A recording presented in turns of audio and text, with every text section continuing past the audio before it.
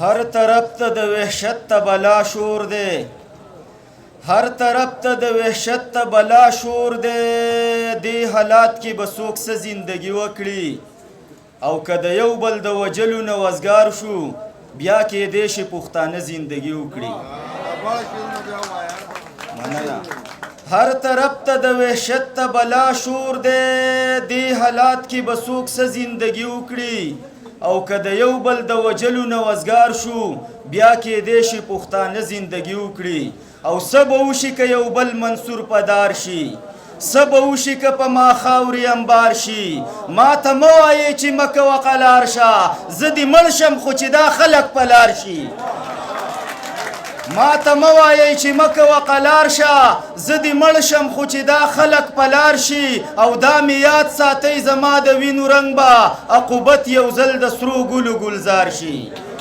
دا مې یاد ساتئ زما د وینو رنګ به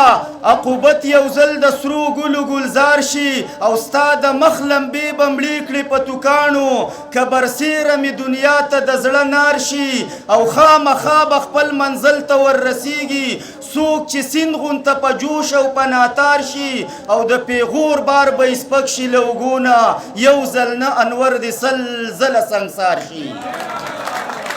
نظم درته ویمه چې بلها چغې مې وکړې امن غواړمه خو نشته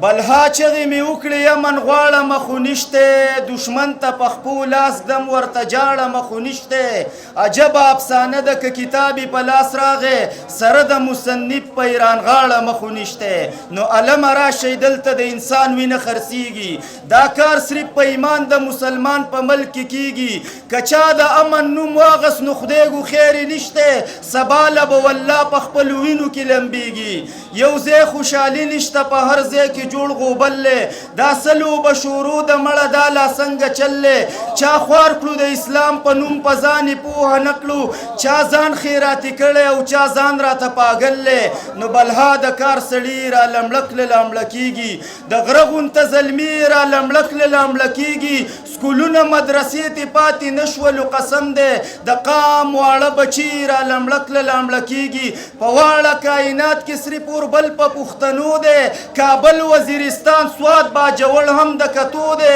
جنت جنت وطن را لرنکو په سرو وینو هر غر چینار نخترې را لسوی په لمبو دی بس دغه تماشه ده د هر چا ورته نظر دی څوک غږ کولی نشي که نه هر سړی خبر دی په خپلو کې جوړ نه یو چا یو داسې غولولي چا دام راته خور کړی په هنر ښه برابر دی که زه د انقلاب ناره وهم ته په شا کېږي که ته کړې بغاوت زه تا ته وایم نه پوهېږي نو پښتونه که یو نه شوې دا یوه خبره واوره نو بیا به تر قیامته پورې دغسې قتلېږي